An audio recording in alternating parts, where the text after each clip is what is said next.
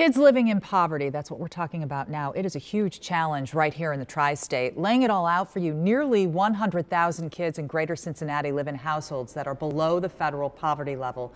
Those numbers are slightly better compared to last year, but Cincinnati and Hamilton County have a higher percentage of children living in poverty compared to 6 years ago. These are brand new numbers from the U.S. Census Bureau. Joining me now to talk more about this is Donna Jones-Baker. She's the CEO of the Urban League of Greater Southwestern Ohio, and she's a co-chair of the Child Poverty Collaborative. I want to thank you for joining us. And thank you for having me. You bet. How do you even begin to chip away at those numbers when we're talking 100,000 or nearly 100,000 children living at the poverty level? Sure. What do you do? Sure, it's a huge issue, yeah. And we define a poverty level as a family of four living with $24,000 in income, and self-sufficiency for a family of four as $42,000 to $46,000 in income.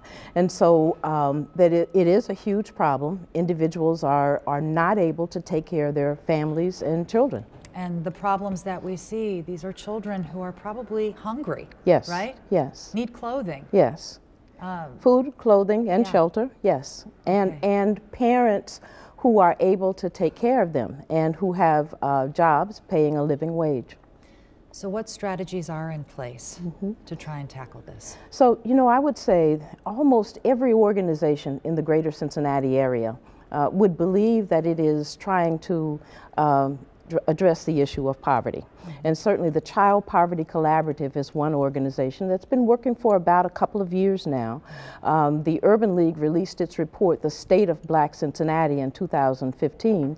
Child Poverty Collaborative was created, and we are working on the issue.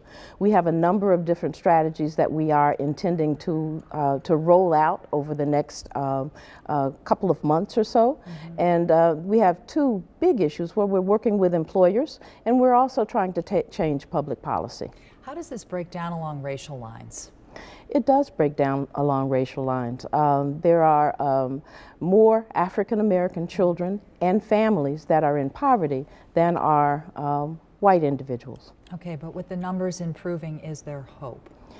Improving from last year to this year, I should say. Well, hope is defined in a lot of different ways. I think unless and until this community begins to address the issue of race head on, that there will always be these types of issues, and we will always be talking about it. And I think it's time to stop talking and start to do something about it. Okay, and it takes everybody, doesn't it? It takes everybody, the entire community. Okay, Donna, thank you for being with us. We Thank really you. appreciate it. Very important discussion to have. And you can read more about this story right now on WCPO.com.